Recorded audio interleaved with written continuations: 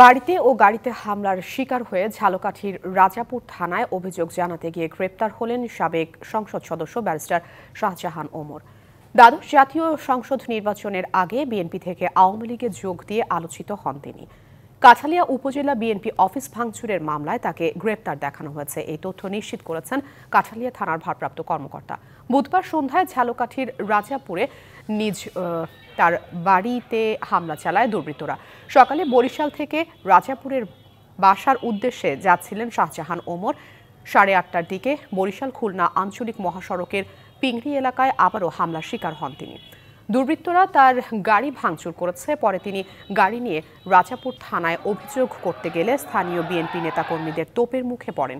Police থানার প্রধান ফটক আটকে দিয়ে শাহজাহান ওমরকে ভেতরে বসিয়ে রাখে। নগদের সর্বোচ্চ বার 167 টাকা রিচার্জে পাবেন 1 লাখ টাকা পুরস্কার। আরও আছে প্রতি সপ্তাহে পুরস্কার ও ক্যাশব্যাক।